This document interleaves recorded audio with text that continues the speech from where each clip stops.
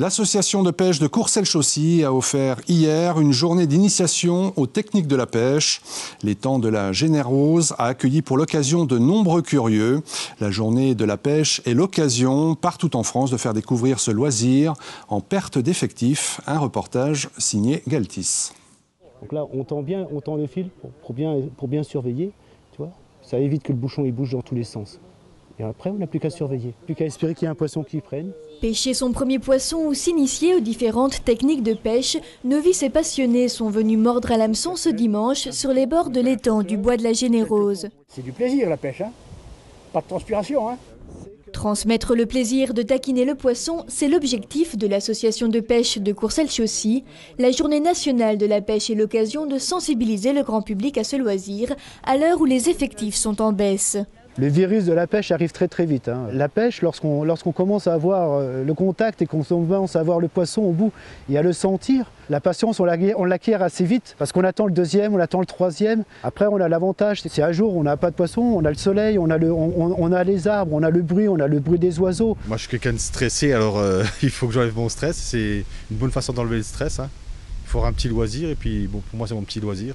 Et si beaucoup aiment la pêche pour son contact avec la nature et la tranquillité qu'elle procure, savoir appâter le poisson, c'est aussi une affaire de stratégie. Si on veut devenir un bon pêcheur, il faut aussi un peu se regarder comment fonctionnent les écosystèmes, où se trouvent les insectes, où se trouvent les crustacés dans les cours d'eau. Et c'est ce qui permet ensuite de savoir où on va aller chercher le meilleur emplacement pour pêcher. La carpe, en fait, c'est un poisson très futé, qui en fait, elle va plutôt avoir tendance à tourner autour de l'appât. Et puis à voir, en fait, elle peut repérer carrément si c'est un pêcheur qui me lance la bouillette ou quoi que ce soit. Alors, pour tromper l'ennemi, différentes techniques existent, comme par exemple les détecteurs automatiques ou encore la méthode de la cuillère. La cuillère, c'est l'ensemble, hein, vous voyez, c'est parce que ça ressemble à une cuillère.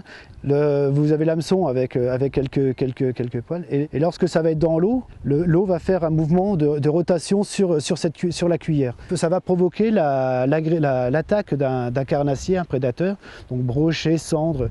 S'il y avait du sciure, ça pourrait être aussi un sciure, qui croit que c'est un autre poisson qui se déplace. Et à Courcelles-Chaussy, l'association mise sur la pédagogie et sur la jeunesse, une école de pêche accueille durant toute l'année enfants et adolescents. Quant à ce dimanche, si la journée était pluvieuse, la pêche n'en était pas moins heureuse. Tanches, carpes, perches ou brèmes sont tombés dans les filets, des poissons qui en fin de journée ont été relâchés.